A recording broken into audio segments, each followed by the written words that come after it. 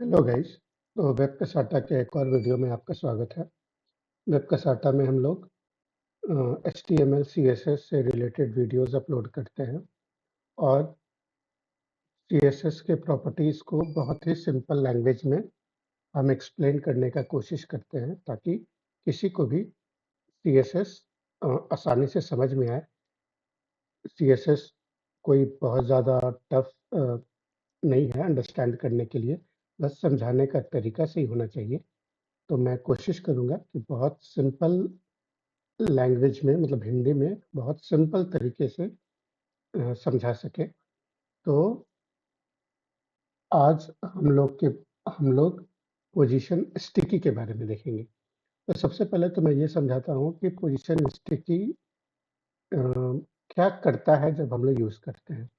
तो जैसे कि आप यहाँ देख सकते हैं कि हमारे पास कुछ हेडिंग्स हैं और हेडिंग्स के अंदर कुछ कंटेंट है, ठीक है। जब हम स्क्रॉल करते हैं तो देखेंगे कि ये हमारा हेडिंग 1 जो है वो वहीं का वहीं स्टिक हो गया है, लेकिन कंटेंट उसको क्रॉस करता है, ठीक है। उसी तरह जब हेडिंग 2 का बारी आएगा तो हेडिंग 1 पीछे छिप जाएगा और हेडिंग 2 स्टिकी हो जाएगा। उसी तरह हेडिंग 3, हेडिंग 4, हेडिंग 5 ये स्टिकी होते जा रहा है। तो इसका यूज़ कब होता है? इसका यूज़ जनरली आर्टिकल्स वाले वेबसाइट्स अगर हम लोग बनाते हैं, चाहे देखते हैं, तो वहाँ पे ये यूज़ होता है।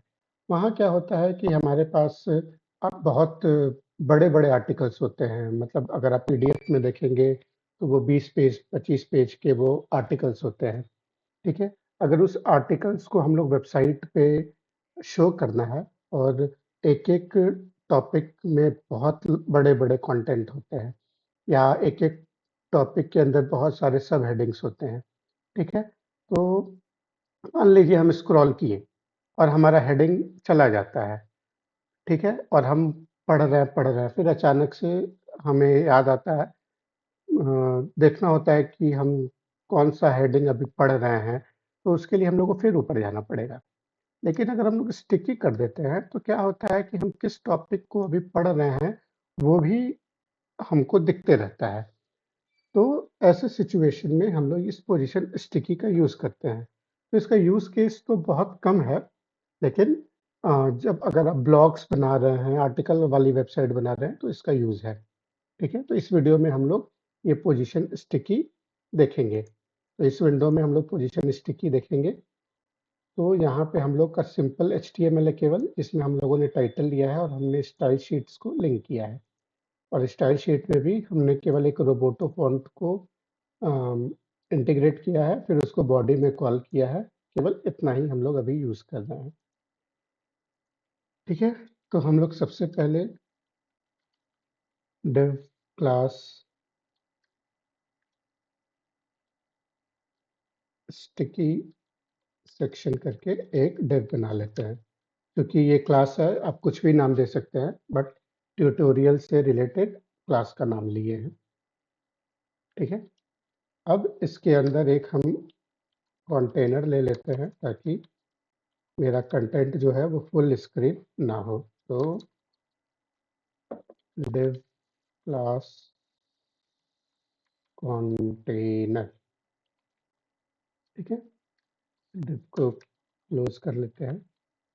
अब इस डिव के अंदर हम h2 के अंदर एक क्लास स्टिकी लगा देते हैं और इसको नाम दे देते हैं हेडिंग 1। ये क्लोज हो गया और कुछ कंटेंट हमको चाहिए तो हम यहीं से कॉपी कर लेते हैं, ठीक है। इस कंटेंट को हम p टैग में ले लेते हैं,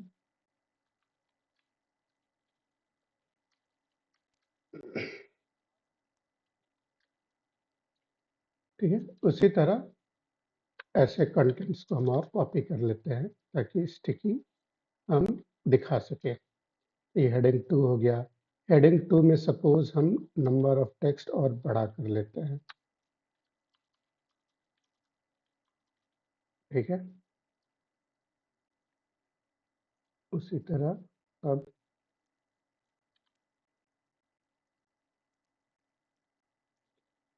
हेडिंग 4, हेडिंग 5, इस तरीके, सॉरी हेडिंग 3, हेडिंग 2। ठीक है, इस तरीके से हम लोगों ने सेव किया। तो क्या हुआ कि हमारा फ्रंट एंड में कंटेंट तो आ गया। अब हमारा HTML का पार्ट हो गया। अब हम लोग स्टाइलिंग करेंगे। स्टाइलिंग में तो सबसे पहले हम लोग एक कंटेनर ले लेते हैं जिसका मैक्स विड्थ 1260 पिक्सल ले लेते हैं और पैडिंग लेफ्ट राइट से टॉप और बॉटम से 0, लेफ्ट राइट से 20 पिक्सल ले लेते हैं और मार्जिन 0 ऑटो देते हैं ताकि ये सेंटर में हो जाए। ठीक है, अब इसको सेव करते हैं। तो ये देखिए, अब फुल स्क्रीन करेंगे तो दिखेगा ये हमारा 1260 पिक्सल और सेंटर में हमारा ये कंटेंट आ गया। ठीक है, कंटेनर के ऊपर हमारे पास एक क्लास है स्टिकी सेक्शन, इसका यूज करते हैं और स्टिकी सेक्शन को एक बैकग्राउंड कलर दे देते हैं। फिलहाल तो हम कुछ भी दे देते हैं, फिर इसको जरा हम इंस्पेक्ट करके कोई दूसरा कलर ले लेते हैं। स्टिकी कंटेनर,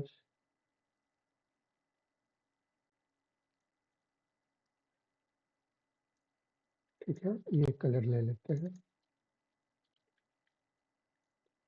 ठीक है,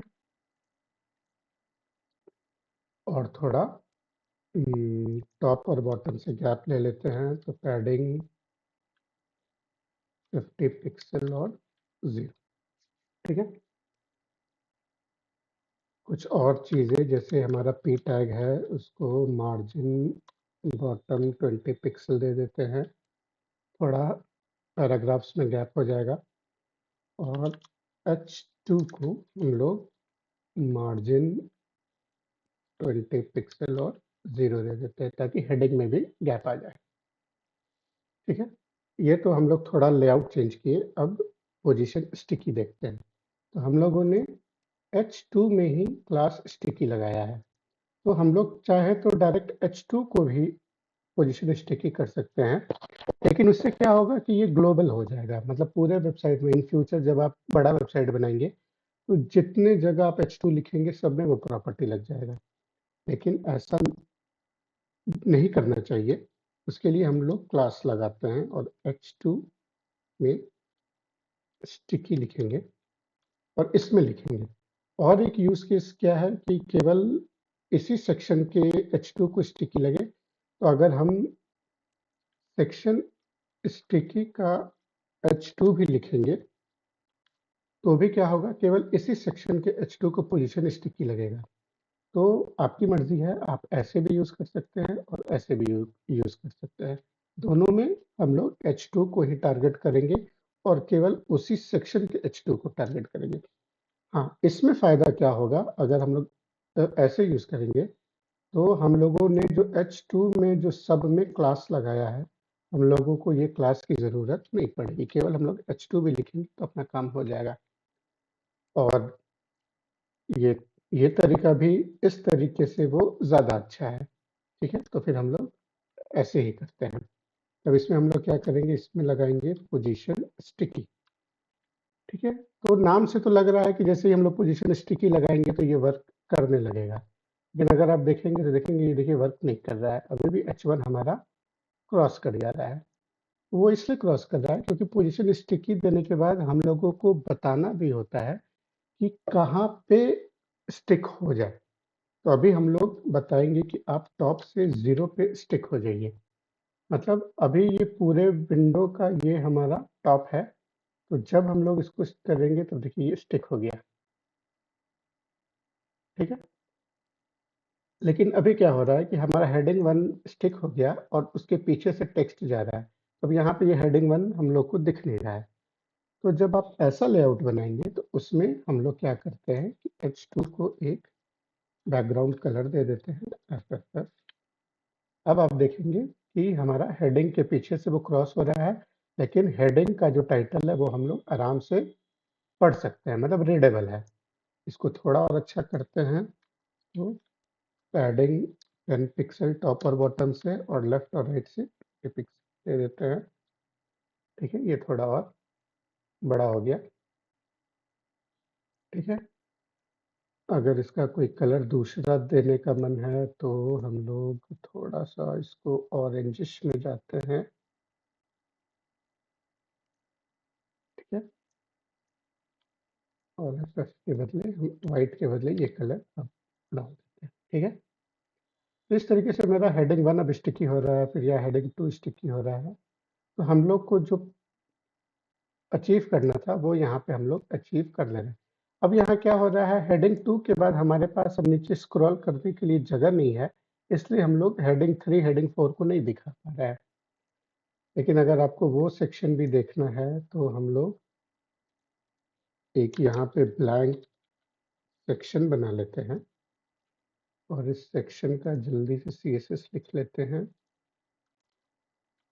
कि सेक्शन का विड्थ 100% और हाइट 100 VH, और उसको बैकग्राउंड कलर ग्रेइश शेड दे देते हैं। ठीक है, तो अब क्या होगा कि हमारे पास नीचे जगह बन गया, तो हम लोग हेडिंग 3 हेडिंग 4 को भी स्क्रॉल करके दिखा ले रहे हैं। ठीक है, तो इस तरीके से एक यूज केस बताएं कि हम लोग हेडिंग पोजीशन स्टिकी का यूज कैसे करते हैं। ठीक है, एक और यूज केस हम जल्दी से दिखाते हैं जिसका जनरली मोस्टली ब्लॉग में हम लोग यूज करते हैं। ठीक है, तो उसका हम लोग इस सेक्शन में इसका एग्जांपल दिखाते हैं। इसको हम लोग स्टिकी सेक्शन 2 नाम दे देते हैं। ठीक है, इसमें हम लोग क्या करेंगे कि हम लोग 2 इक्वल पार्ट्स में सेक्शन को डिवाइड करते हैं। उसके लिए हम लोग div क्लास पहले एक पैरेंट कंटेनर ले लेते हैं फ्लेक्सबॉक्स, और उसके अंदर एक div क्लास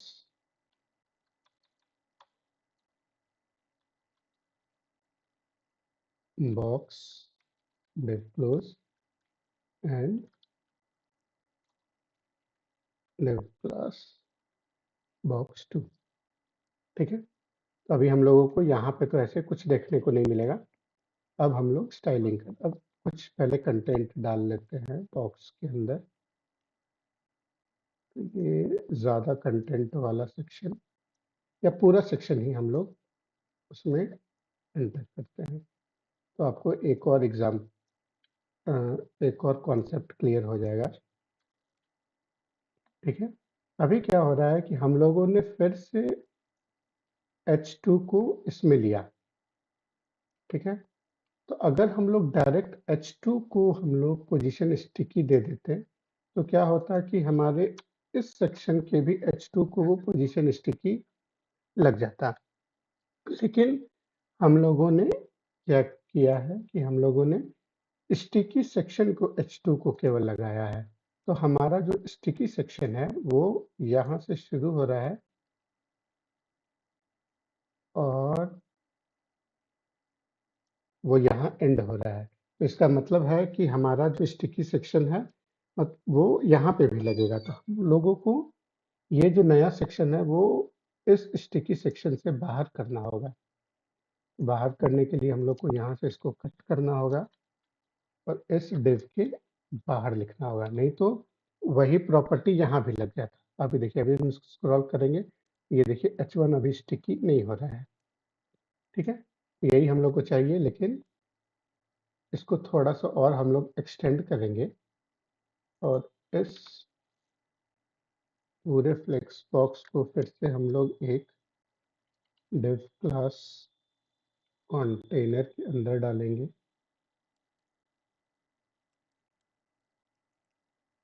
सेक्शन से पहले और यहाँ डिव को क्लोज कर देंगे। तो हमारा ये सेक्शन भी कंटेनर के अब अंदर आ गया। लेकिन अब हम क्या करना चाहते हैं, और एक बॉक्स 2 में हम लोग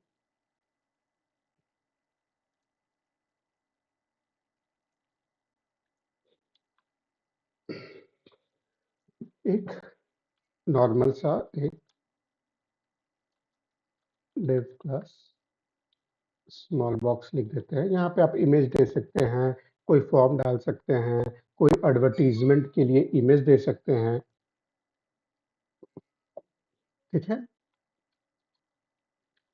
इसको सेव किए।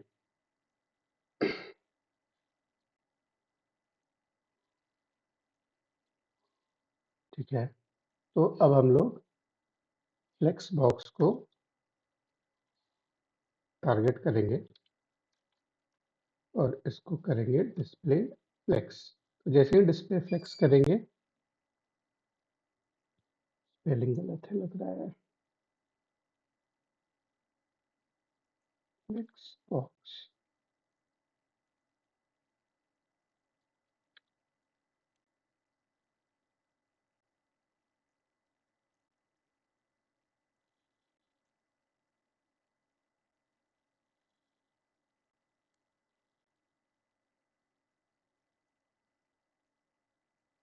डिव क्लास बॉक्स 2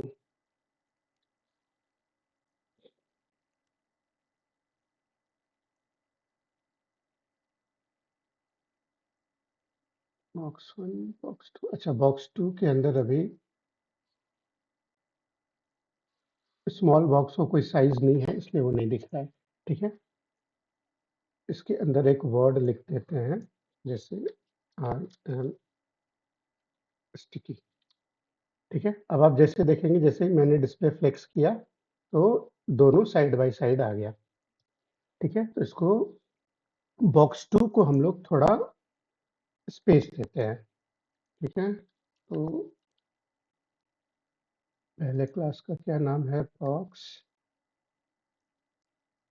अच्छा, केवल बॉक्स नाम है, तो उसको केवल बॉक्स रहने देते हैं। और दूसरे का नाम है बॉक्स 2। उसको हम लोग क्योंकि हम लोग फ्लेक्स यूज कर रहे हैं, तो फ्लेक्स बेसिस 300 पिक्सल दे देते हैं। और इस बॉक्स को हम लोग बोलते हैं फ्लेक्स 1 हो जाओ। ठीक है, तो ये 300 पिक्सल हो गया और फ्लेक्स 1 हो गया। फ्लेक्स 1 का मतलब क्या हुआ कि सपोज ये हम लोगों का ये 1260 पिक्सल है, तो 1260 पिक्सल में 300 पिक्सल तो ये IM स्टिकी वाला सेक्शन ले लेगा, और बाकी जितना जगह बच गया वो सब जो बॉक्स 1 है वो ले ले। ठीक है, इसीलिए हम वहाँ फ्लेक्स 1 लिखे, मतलब वो ऑटो अपने आप अपना जगह ले लेगा। ठीक है, थोड़ा सा दोनों के बीच, अच्छा पहले हम इसमें एक कलर दे, बॉक्स 2 के अंदर एक हमारे पास क्लास है स्मॉल बॉक्स। ठीक है, तो स्मॉल बॉक्स को हम लोग विड्थ 100% दे देते हैं, हाइट 300 पिक्सल दे देते हैं, और बैकग्राउंड कलर कुछ दे देते हैं। ठीक है, तो इस तरीके से वो हम लोग को दिखने लगेगा। ठीक है, कलर थोड़ा बहुत ब्राइट है।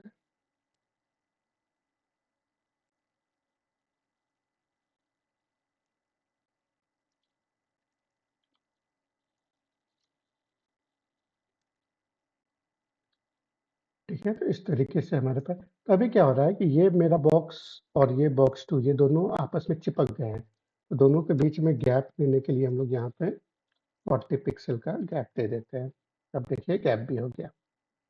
ठीक है, अब मेन पर्पस पे आते हैं कि अब हम लोग बॉक्स 2 को स्टिकी करते हैं। तो सिंपल है, बॉक्स 2 को हम लोग कहेंगे कि आप पोजीशन स्टिकी हो जाइए, कहाँ, तो टॉप से 0। ठीक है, सेव किए। अब यहाँ देखेंगे कि हम लोग ये पोजीशन स्टिकी नहीं हुआ, क्योंकि टॉप से 0 नहीं लिखे हैं। ठीक है, अभी भी नहीं हुआ।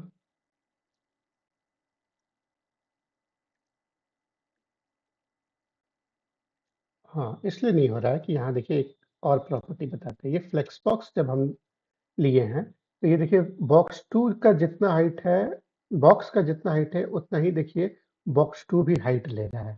तो ये उतना हाइट ना ले, उसके लिए हम लोगों को पैरेंट में अलाइन आइटम फ्लेक्स स्टार्ट ले लेते हैं। अब आप देखेंगे कि बॉक्स 1 फुल विड्थ ले रहा है, लेकिन बॉक्स 2 जितना हम लोग हाइट दिए हैं, केवल उतना ही जगह ले रहा है। अब हम लोग स्क्रॉल करके चेक करते हैं। ये देखिए अब स्टिकी हो गया। ठीक है। अभी हम लोगों ने जैसे टॉप से 0 बोला, तो एकदम टॉप से वो 0 पे स्टिकी हो रहा है। लेकिन अगर हम यहाँ लिख देंगे कि नहीं, टॉप से 20 पिक्सल पे स्टिकी हो, उसके बाद थोड़ा स्पेस रहेगा, तो ये क्या होगा कि टॉप से 20 पिक्सल जहाँ जगह मिलेगा, वहीं पे वो स्टिक हो जाएगा।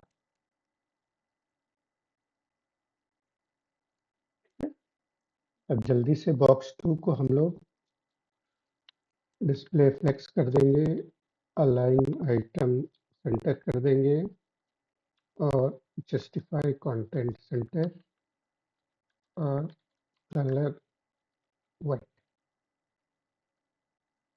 है। लेकिन ये नहीं आया बीच में, क्योंकि ये सारा प्रॉपर्टी हम लोगों को स्मॉल बॉक्स में देना होगा, क्योंकि हाइट स्मॉल बॉक्स के पास है। ठीक है, ये देखिए बीच में आ गया। ठीक है, यहाँ पे फॉन्ट साइज हम लोग फ्री रैम का दे देते हैं। ठीक है, तो ये हम लोगों का अब यहाँ पे पोजीशन स्टिकी। अभी ये जो मैंने डिस्प्ले फ्लेक्स किया, कैसे ये सेंटर में लाया, ये वीडियो देखने के लिए मैंने एक डिस्प्ले फ्लेक्स का ट्यूटोरियल बनाया है, उसको देखिएगा। अभी ये कार्ड पे पॉपअप हो जाएगा। वो डिस्प्ले फ्लेक्स कैसे यूज करते हैं, वहां से आप सीख सकते हैं।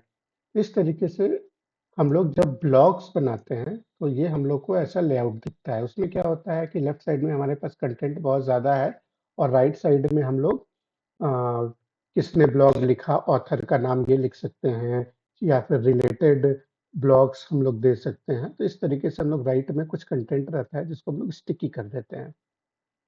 ठीक है, तो इस वीडियो में हम लोगों ने पोजीशन स्टिकी सीखा।